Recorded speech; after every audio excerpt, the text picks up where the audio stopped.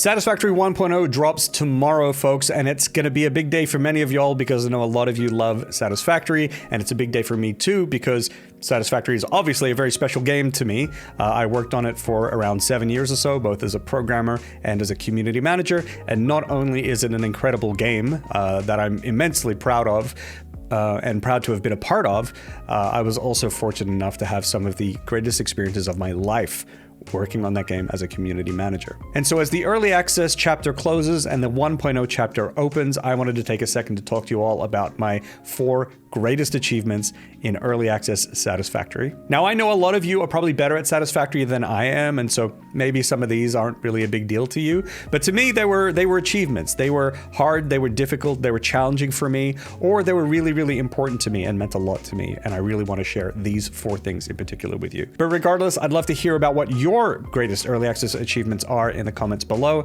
and without further ado, let's get into it. My first greatest achievement that I want to share with you all is by far the biggest, most complex, and most time-consuming build I've ever made in Satisfactory, and that would be the inverted pyramid turbo fuel tower. So there are a lot of videos on this channel of me working on this behemoth, actually, and there's a whole playlist of all my Satisfactory videos, and you'll see this thing pop up a bunch of times. However, this has not been properly revealed in its final form yet on the channel. That hasn't happened. So that's happening now. This is how it actually turned out.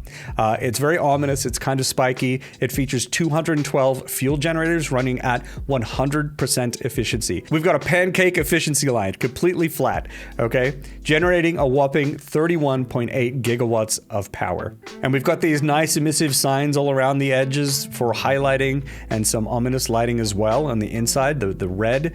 And I love the way that this really looks at nighttime, but also when the sky glows a little red, then it becomes really, really ominous. I also love seeing this structure peek out over the cliffs in the distance as well when I'm hypertubing around or something like that, or just, you know, just kind of elsewhere. I really like that. It's a very imposing and intimidating structure. The turbo fuel is created using organic, non-GMO, locally sourced oil from the Spire Coast and is processed into turbo fuel on the first 2 levels of the tower. While pumping the turbo fuel up to the very top and having it run down to all the generators would be easy, I opted for the fluid challenge of pumping all the fluids up and into the fuel generators that way, which is not what you would think is the easier way to do things. You would think maybe it's easier just pump everything to the top and let it trickle down all the way through. But I actually ended up, you know, doing it the opposite way and really working with pumps and getting, really intimate with head lift. Wait, that's a weird sentence to say out loud. Anyway, moving on. And actually, I think this whole project ended up teaching me a lot about fluids in Satisfactory, and I found myself to become much, much more comfortable with fluids of any kind, in any kind of, like, whether they're going up and down, you know, getting anything to work well. Yeah, and so it was quite a nice challenge, and I think it was worth it in the end. And also, a lot of the pipes are actually hidden within the walls of the tower, so you can't see them too much, but you can see them through some of these frames here. Compacted coal is the only resource that is not sourced locally. That is actually developed in a single-purpose factory over in the Dune Desert, which also looks pretty cool. It's very ominous, and is then shipped over by drones to the roof of the turbo fuel tower, as you can see here. These are the drone ports for that. A small amount of excess turbo fuel is produced, and if there is excess in a closed circuit like this, that's actually a problem. So I do actually pipe that excess back down to the ground floor, where it is then packaged into turbo fuel containers and stored in a storage container, or sunk if that is full. And so whenever my jetpack is running low on fuel, it's great that we have the alternate, fuels in jetpacks now. I just stop by here and I grab, whatever I can from there, and I just use turbo fuel jet fuel, basically. And then the last thing about this build is that it is held up by one singular pillar, as you can see here. So if you think that you can't do something in life, just remember Pillarchan, okay? Pillarchan here. If they could do it, you can too, all right? Be like Pillarchan. Okay, so the next big achievement that I had was my nuclear power plant, and if you've been watching videos on the channel over the past couple weeks, you've probably seen how that's been going.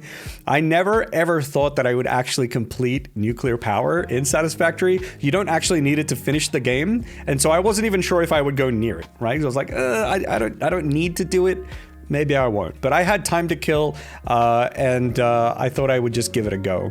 And it was a very interesting challenge, actually, nuclear.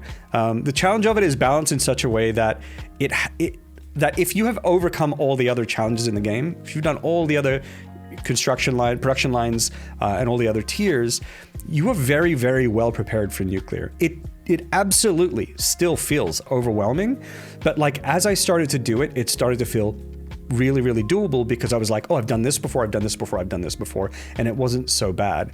And so I ended up with a ton of smaller sub-factories that was needed to get it running, but like most of them were underclocked, and I didn't have to really min-max too much or get too sweaty with these factories in order to get like a min-maxed nuclear power setup. Of course, this means I could probably just push nuclear further, but to get a decent plan going, or to get it going at all, especially if you're thinking you don't know if you can do nuclear at all, it's actually not as hard as it looks. It really isn't, so it worked out. So what I ended up with was one nuclear power plant overclocked to 250% burning uranium, and that uranium was reprocessed into plutonium in a particle accelerator, which was then burned by 2 other plants at 250%. And all of these machines run at 100% efficiency, generating 18.75 gigawatts of power with a slight excess of plutonium fuel rods created, which are sunk for coupons. The architecture of my plant also houses enough storage for 1,080,000 barrels of plutonium waste, and that's enough storage for the game to run for 2 years straight. So I think I've solved the waste problem for now, and it also means I've got about 2 years of playtime before I need to set up a Fixonium fuel rod production line moving into 1.0. I'll have a lot of plutonium waste to repurpose. I also actually spent a decent amount of time prettying up this factory, and I think it looks really, really nice. I love the little drone portholes that I have now. I love the little beam trims. They're always a nice look, and also the walkways.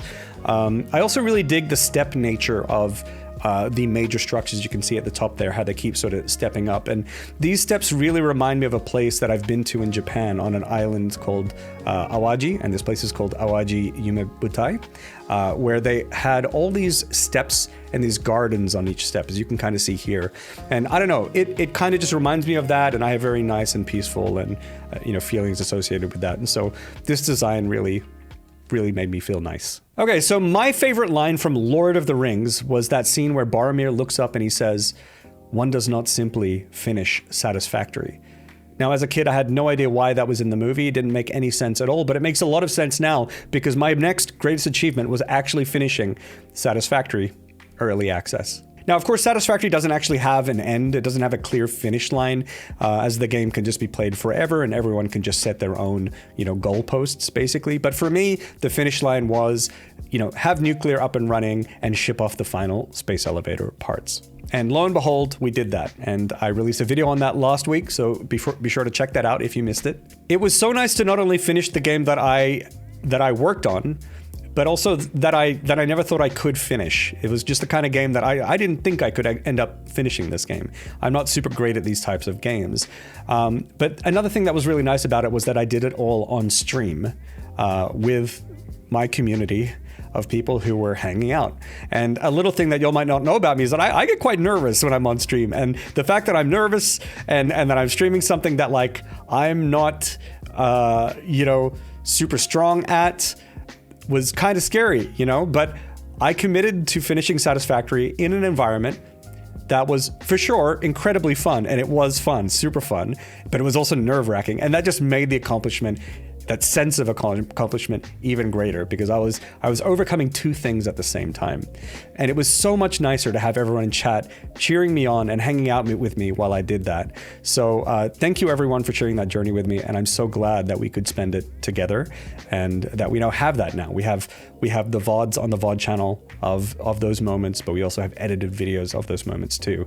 And I'm so glad that we have that. And that is a great segue into the last, and by no means least, it is probably the most greatest Satisfactory build I've ever accomplished, and that was building the Satisfactory community. Now, I know I said that in that one video 6 months ago that I'm looking forward in life. I don't really want to get too stuck into my past as a community manager, but on the eve of 1.0 for Satisfactory, I think we can make an exception this one time. Now, I say it's my greatest build ever, but of course, you know, it wasn't me alone who built this community. It really was all of us. It was the other developers at Coffee Stain, you know, your average pioneers who are playing the game. To, you know, content creators, moderators, Twitch viewers, YouTube commenters, Discord chatters, Reddit contributors, mod and tools developers, and hello, event organizers, organizing these huge events like the 128 event, Satisfactory birthday events, and the incredible Pass It On marathon events. The community fuels itself, and it has been doing so for a long time. Of course, there are us community managers, previously me and now Snut and Mikael, we've had some unique responsibilities, but I really do think that our roles are just one of many types of roles that exist within the community to make it what it is. And every single one of us should be proud of our own contributions to make this community such an amazing community. But in the beginning, even before Satisfactory's announcement, there was only one community manager, and that was me, that was your boy. And no one else knew what to do. I had to navigate a lot of things that we weren't prepared for, that I wasn't prepared for. But I'm so happy to have helped stoke the flames from the beginning. I'm proud knowing that my contribution was meaningful to what this community has become. I'm also proud of how strong I was to do what I did, which for me personally wasn't always so easy. And I cherish all the cool moments I got to have and all the lovely people I got to meet. Anyone who really knows me well knows that it's like pulling teeth to try and get me to genuinely accept any kind of compliment or, God forbid, compliment myself. So talking about how proud of myself I am in a video on the internet is quite a leap, and I feel my mouth getting very dry even as I say it. I will take a sip of water. So talking about how proud I am in a video on the internet is quite a leap. But I do believe you all when you thank me, and I accept your kind words. And honestly, if it wasn't for y'all's kind words of support while I was a community manager, and since I left, the little demons in my head might have actually won. And I might not have ever believed that what I did was worth anything to anyone, which might sound crazy to some of you, because it is. But from behind my eyes, that's the reality. And I think that would have been a shame. So thank you, everyone. I mean it from the bottom of my heart for giving me the gift of appreciating my own worth while I worked alongside you. It's more than I ever could have asked for. I like endings, and I'm happy to see early access end.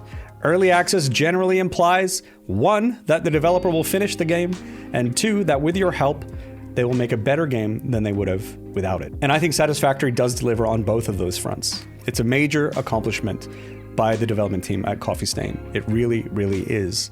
But it's also a major accomplishment from the rest of the community that has kept the game healthy and well nourished while it gestated. This is gestation. There's a whole new chapter beyond 1.0. The Satisfactory community lives on. This is just yet another milestone reached, something that Satisfactory players and Coffee Stain developers are all too familiar with reaching at this point. But this is a big one, a big 1.0. Oh, brother, this guy stinks! Sorry. And we should all take a second to appreciate it and be proud of ourselves for being a part of it. So congratulations, everyone. And that's all I've got today. If you enjoyed the video, leave a like, and I'll catch you next time. Bye-bye.